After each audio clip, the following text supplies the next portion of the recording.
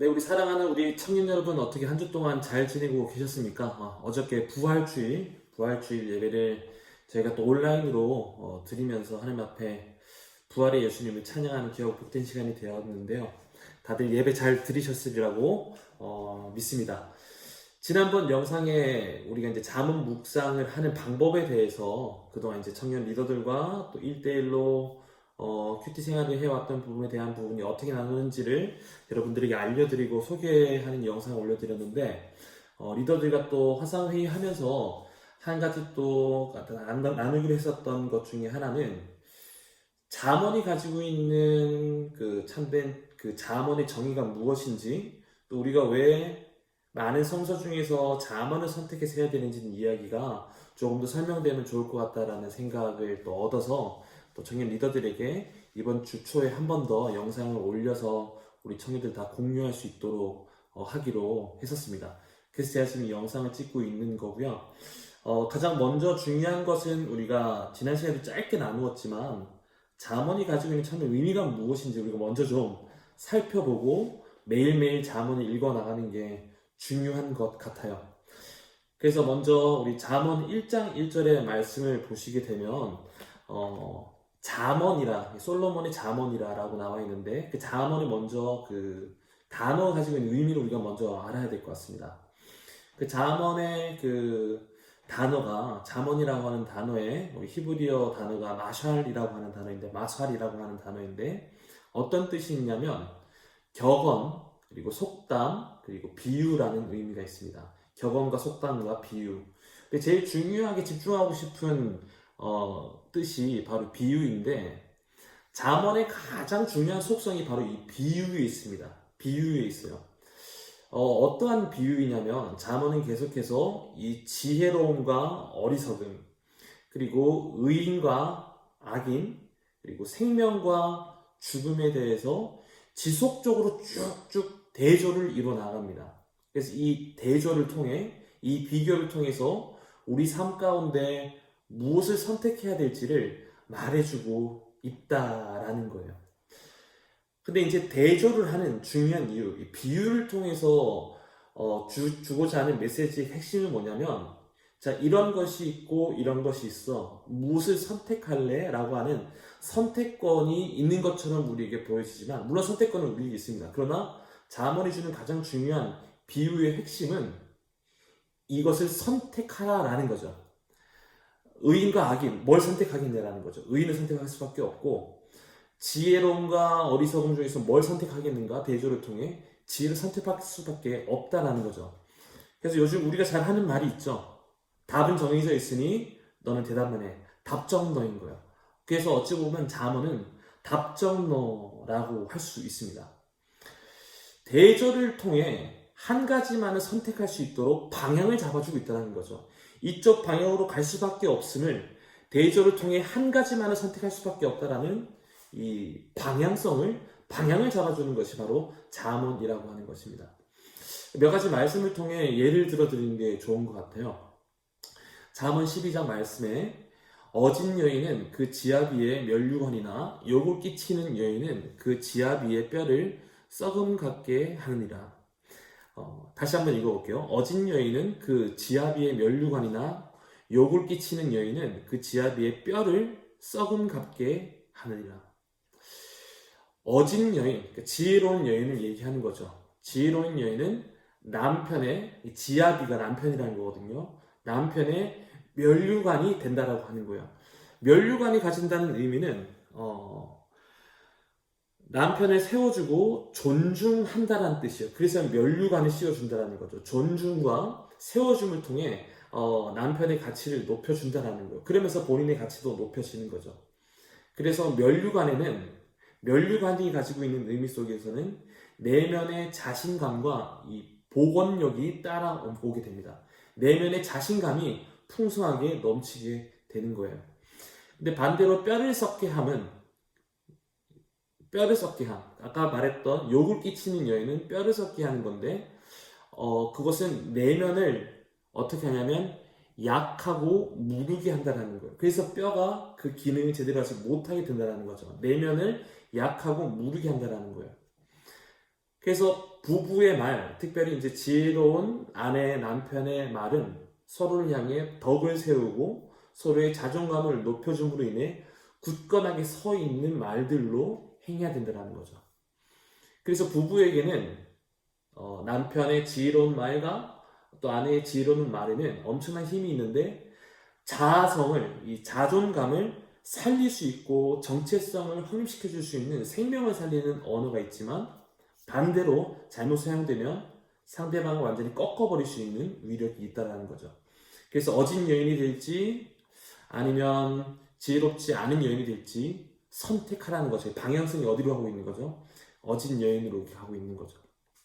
또 뿐만 아니라 잠언 11장 8절에서 10절 말씀을 보게 되면 이렇게 기록되어 있습니다. 같이 읽으면 좋을 것 같아요. 잠언 11장 8절에서 9절까지 말씀입니다. 11장 8절에서 9절까지 말씀. 의인은 환난에서 구원을 얻으나 악인은 자기의 길로 갑니다. 악인은 입으로 그의 이웃을 망하게 하여도 의인은 그의 지식으로 말미암아 구원을 얻느니라. 자, 의인과 악인에 대한 비유가 계속 이어지고 있습니다. 의인이 얻게 되는 것은 뭐라고 얘기하나요? 의인은 환난에서 구원을 얻습니다. 그러나 악인은 자기 길로 간다는 거죠.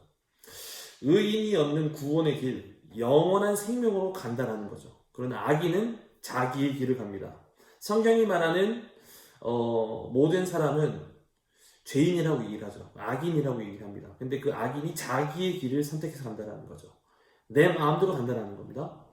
그렇게 자기의 길을 가는 삶, 그 길의 종점은 어디인가요? 성경이 말하고 있는 영원한 죽음, 사망에 이르게 된다는 거죠. 역시 의인과 악인의 비유를 통해서 방향성을 선명하게 제시해 주고 있는 것이 잠언의 말씀입니다. 지금 청년들과 계속해서 작년 말부터 우리 에베소서 강의를 진행해오면서 주일 말씀을 전하고 있는데요. 바울은 에베소서 1장에서부터 3장까지 에베소 성도들이 어떻게 성도가 되었고 어떻게 자신들이 하나님의 가족이 되었으며 하나님의 성전이 되었고 또 그리스도의 몸된 지체가 되었는지를 어떻게 교회가 되었는지를 쉬지 않고 1장에서 3장까지 매우 구체적으로 그 근본된 이유를 설명해주고 있습니다. 복음의 참된 의미가 무엇인지를 에베소서 1장에서 3장까지 쉬지 않고 매우 따뜻하게 그리고 매우 구체적으로 설명해주고 있어요. 바울이 1장에서 3장까지 그 부분을 할애하고 있다는 거예요. 삼위일체 하나님이 얼마나 에베소 성도들을 향해 열심으로 일하고 계셨고 일하고 계시며 또 일하실지를 말해주고 있는 거예요. 그 이후에 4장에서 6장까지는 그 그리스도의 몸된 지체된 성도된 교회된 하나님의 자녀된 하나님의 성전된 그들이 어떻게 살아갈지에 대한 명령을 4장에서 6장까지 선포하고 있어요. 강한 명령의 어투로 바울은 펜을 들어 에베소 성도들에게 명령의 메시지를 전해주고 있습니다. 저는 여기서 바울의 서신을 통해 지혜를 엿봅니다. 지혜를 선명히 느낄 수 있습니다. 자, 왜 그러냐면 단순히 에베소 1장부터 너희는 이렇게 살아야 돼, 저렇게 살아야 돼, 행동명령, 두앤돈트를 막 써놓은 것이 아니라 1장에서 3장까지 왜 우리가 그렇게 살아갈 수밖에 없는지에 대한 선명한 근거를 제시하고 있다는 거죠. 어떻게 성도가 되는지에 대한 아주 분명한 이유를 선명히 제시하고 난 이후에 우리가 하나님의 같이 자녀된 관계 속에서 이렇게 살아낼 수밖에 없음을 명령을 통해 그 이후에 증거하고 있다라는 거예요. 근데 단순히 그냥 이거 해라 저거 해라 명령부터 선포된다면 명령을 하는 자나 듣는 자 모두가 다 이제 부담이 느껴질 수밖에 없죠. 그래서 명령은 철저하게 관계 속에서 선포돼야 돼요. 명령은 철저하게 관계 속에서 제시돼야 되고 선포되어져야 된다라는 거죠. 그래서 명령에도 지혜가 필요합니다. 사실은 우리가 지금 이제 계속해서 매일 보게 되는 이 잠언의 메시지, 성경에 있는 모든 메시지는 전부 다 구원에 대한 하나님의 말씀인 거죠. 구원에 대한 이야기입니다. 잠언의 메시지도 결국은 구원에 관한 이야기예요. 왜냐하면 구원을 주시는 하나님 아버지와 구원을 누리게 되는 하나님의 자녀된 관계 속에서 하나님이 주시는 명령인 거예요. 관계 속에서. 그래서 잠언의 말씀은 하나님을 아버지로 분명히 믿습니다라고 하는 이 믿음의 고백이 선제된 교회 성도 주님의 자녀된 자들에게 떨어진 명령인 거예요.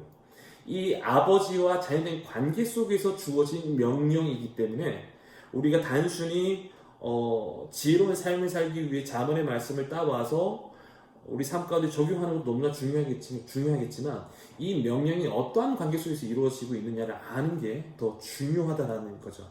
그래서 잠언은 전부 관계 속에서 하나님 아버지와 자녀의 관계 속에서 주고받게 되는 지혜의 말씀을 받아 반응하는 이 관계 속에서 이루어진 메시지라는 것입니다. 그래서 정말로 지혜 있는 분들, 지혜 있는 동역자들, 지혜로운 선배님들을 보게 되면 무엇보다 어디에 많은 시간과 에너지를 들이게 되냐면 관계를 만들어 가는데 참 많은 시간과 물질과 에너지를 쏟아 붓는 걸 보게 돼요. 그리고 또 성경은, 잠언은 우리에게 있어서 또 비유를 또 해주는 부분이 있는데 바로 생명과 죽음에 대한 비유입니다. 잠언 3장 18절 말씀을 보시게 되면 이렇게 기록되어져 있습니다. 지혜는 그 얻는 자에게 생명나무라 지혜를 가진 자는 복되도다. 지혜 그리고 생명나무에 대한 비유가 말씀되어지고 있습니다. 팀켈러 목사님 우리가 계속 참고하게 될 오늘을 사는 잠언 그 책에 요 잠언 3장 18절에 대한 설명이 이렇게 기록되어 있습니다. 같이 한번 보시면 좋을 것 같은데요. 지혜는 생명나무로 표현된다. 에덴 동산에 있었던 생명나무가 요한계시록 22장 2절에서도 언급된다. 자, 그러면서 또 책은 또 이어나와서 이렇게 설명하고 있습니다. 우리가 생명나무에 다가갈 수 있음은 오직 예수님이 죽음의 나무에 달리셨기 때문이다. 조지 얼버트의 시에서 예수님이 이렇게 말씀하신다. 인간은 열매를 훔쳤으나 나는 나무에 달려야 하리. 나만 빼고 모두 생명나무를 줘야 하기에. 우리에게 생명을 주시기 위해 우리에게 생명나무의 열매와 생명나무를 통해 얻게 되는 공급을 얻기 위해 예수님께서는 죽은 나무, 십자가의 죽은 나무에 달리어서 우리에게 생명을 주셨다라고 그 생명에 대한 비유를 나무의 비유를 통해서 우리에게 알려주고 계십니다. 예수님 역시도 자신을 비유하셔서 말씀해 주셨죠. 요한복음 15장 5절 말씀에 나는 포도나무요 너희는 가지라. 그가 내 안에 내가 그 안에 거하면 사람이 열매를 많이 맺나니 나를 떠나서는 너희가 아무것도 할 수 없습니다. 예수님께서도 자신을 나무 그리고 우리를 가지에 비유하시면서 우리에게 주신 핵심의 메시지가 무엇이냐면 우리와 그리스도와의 관계가 중요하다는 거예요. 우리와 생명의 근원 되신 예수 그리스도의 관계, 예수님이 나무 되시면 우리는 가지가 되어서 정확하게 딱 붙어 있음이 그 관계가 중요하다는 것을 말씀해 주고 계신 거죠. 그래서 지혜로운 삶, 우리가 잠언의 말씀을 붙들고 사는 삶의 핵심은 바로 예수 그리스도와의 관계라는 겁니다. 얼마나 예수님과 딱 붙어 있느냐, 이게 정말로 중요하다는 거죠. 왜냐하면 예수님 자체가 지혜이시기 때문입니다. 우리 고린도전서 1장 24절을 보시게 되면 이렇게 기록되어 있습니다. 바울이 쓴 서신서죠.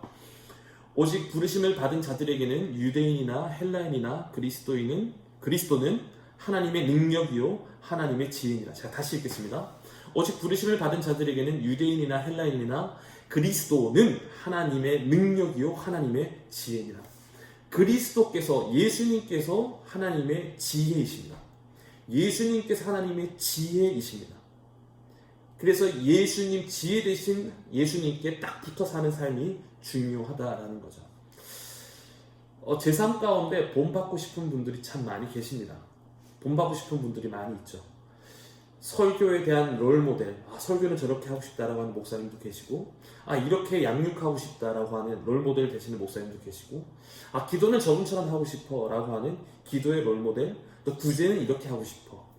그렇게 먼저 믿음의 본이 되어주시는 제 삶 가운데 롤모델이 되어주시는 여러 목사님들이 계십니다. 근데 그분들의 하나 같은 공통점이 있다고 한다면 모두가 다 예수님을 향한 강한 갈망이 있다는 거죠. 예수님처럼 살고 싶다라고 하는 강한 갈망과 외침으로 사시는 모습들이 그 분들에게서 나타나는 공통점이라고 얘기하는 겁니다. 예수님의 기도를 사모하고 예수님의 모든 가르침을 사모하고 예수님을 닮아가고 싶어 하시는 분들. 그래서 그분들의 삶 가운데 또 나타나는 공통점은 절대로 이 말씀 묵상의 삶을 절대로 게을리하지 않으신다라는 거예요. 말씀을 읽고 새벽을 깨우고 시간을 정해서 기도하는 이 기도의 시간을 절대로 띄엄띄엄 퐁당퐁당하지 않으신다라는 거예요. 왜 그럴까요? 예수님이 그런 삶을 사셨기 때문인 거예요. 예수님은 밤이 낮이 되도록 밤새 기도하셨고 또 습관을 쫓아 새벽마다 기도하셨고 또 무엇보다 땀이 피가 되도록 기도하신 분이신 거죠. 기도하시면서 늘 말씀의 능력을 붙잡으셨으며 그 말씀대로 말씀에 순종하기 위한 십자가의 삶을 가기 위해 쉬지 않고 기도하셨던 것이 바로 예수님이셨다라는 겁니다. 그래서 그렇게 예수님을 쫓아가는 사람들, 예수님과의 관계를 놓치지 않고 늘 예수님의 말씀에 생명을 걸었던 그분들의 삶을 통해 예수님의 지혜가 넘쳐나게 되는 것을 우리는 맛볼 수 있는 거예요. 자, 이제 오늘 영상 이제 마무리하려고 합니다. 이제 우리의 삶 가운데서도 사실은 선택권이 주어졌습니다. 답이 정해져 있는 선택권이 우리에게 주어진 거라는 거죠. 이제 선택을 하시면 됩니다. 말씀을 읽을까요? 아니면 유튜브에 떠돌아다니는, 아니면 우리의 눈과 귀를 즐겁게 해주는 여러 영상들을 우리가 클릭해서 볼까요? 생명을 나눌까요? 아니면 생명 없는 죽음의 가치, 아무런 가치 없는 것들을 나누면서 할까요? 말씀을 나눌까요? 쾌락을 나눌까요? 지혜를 나눌까요? 아니면 썩어 없어질, 사라질 내 짧은 지식, 견해, 나의 사상을 나눌까요? 답은 정해져 있습니다. 답은 정해져 있습니다.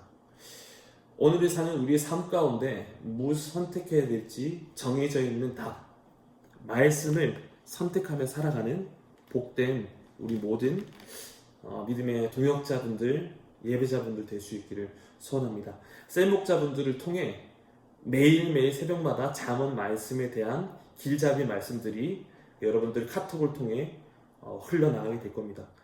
꼭 같이 읽으시고요. 가능하다면 매일 함께 읽고 그 풀이를 읽고 또 묵상하고 질문에 답을 달고 서로의 기도문을 써서 매일매일 카톡에서 서로 공유하고 그 말씀을 통해 서로의 기도문을 읽고 기도하고 축복할 수 있는, 오늘을 말씀을 붙잡고 살아갈 수 있는 우리 희즈 청년들 될 수 있기를 간절히 소원합니다. 네, 그리고 이제 다가오는 주일을 또 우리가 같이 준비하면서 예배를 위해서 계속 같이 기도하시고 하나님의 말씀으로 하나님의 말씀에 반응할 수 있는 예배자들로 살아낼 수 있기를 소원합니다. 네, 그럼 또 다음 영상 때 뵙도록 하겠습니다.